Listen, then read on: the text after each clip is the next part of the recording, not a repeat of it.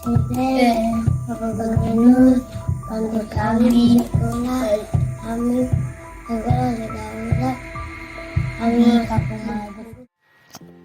Halo, selamat datang di video ini. Nama saya Ade Irza Fitriana. Saya adalah mahasiswa PPG bagi calon guru tahun 2024 gelombang 2 Universitas Jember dengan NIM 2411920188. Pada kesempatan kali ini, saya akan membahas penerapan scaffolding dalam Zone of Proximal Development atau ZPD untuk mendukung pembelajaran yang efektif dan adaptif sebagai bagian dari tugas UAS mata kuliah Perspektif Sosiokultural dalam Pendidikan Indonesia.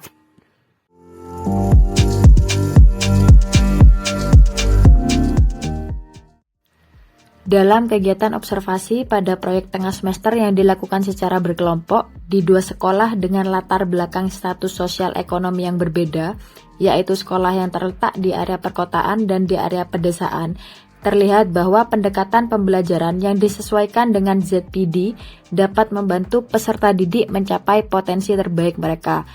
Pendekatan ini memungkinkan peserta didik untuk berkembang melalui dukungan yang diberikan pada saat yang tepat.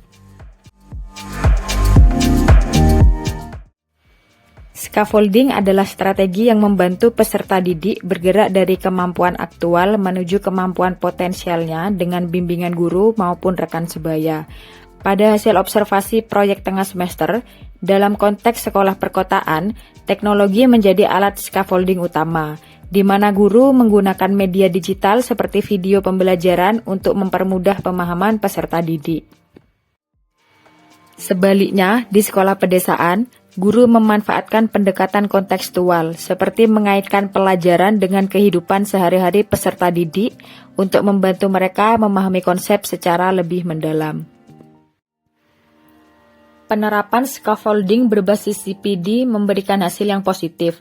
Di sekolah perkotaan, peserta didik lebih termotivasi dan antusias karena pembelajaran yang interaktif. Sementara di sekolah pedesaan, peserta didik menunjukkan pemahaman yang lebih baik terhadap materi karena pendekatan yang relevan dengan kehidupan mereka. Kalau belajar pakai pelita nih, kurang nyaman, baru karena belajar lagi bisa buat mengantuk cepat. Pada penerapan scaffolding yang telah dilakukan, terdapat beberapa pembelajaran penting yang dapat direplikasi.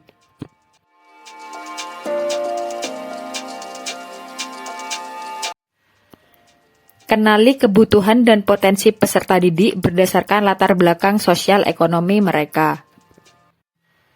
Guru perlu mengenali kebutuhan dan potensi peserta didik berdasarkan latar belakang sosial ekonomi dikarenakan faktor ini memengaruhi akses, motivasi, dan cara belajar peserta didik. Dengan memahami konteks ini, guru dapat menerapkan scaffolding yang relevan sehingga bimbingan yang diberikan lebih efektif dan mendukung peserta didik mencapai potensi terbaik mereka.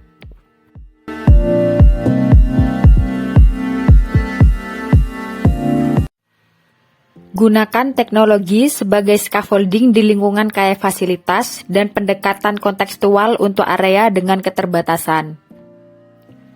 Guru perlu menggunakan teknologi sebagai scaffolding di lingkungan kaya fasilitas karena teknologi dapat meningkatkan interaktivitas dan akses materi yang mendalam.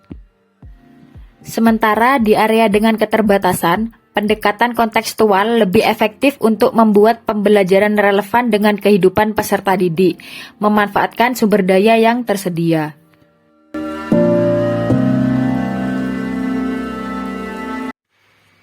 Terapkan pembelajaran berbasis kelompok kecil untuk mengakomodasi variasi kemampuan peserta didik.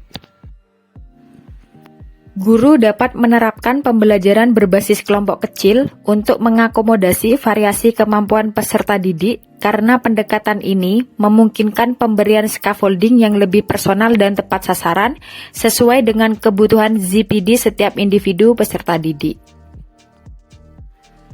Dengan penerapan scaffolding yang adaptif, kita dapat menciptakan pembelajaran yang inklusif dan memberdayakan setiap peserta didik. Yuk, jadikan pendidikan sebagai jalan untuk mengatasi kesenjangan. Terima kasih telah menyaksikan video ini. Sampai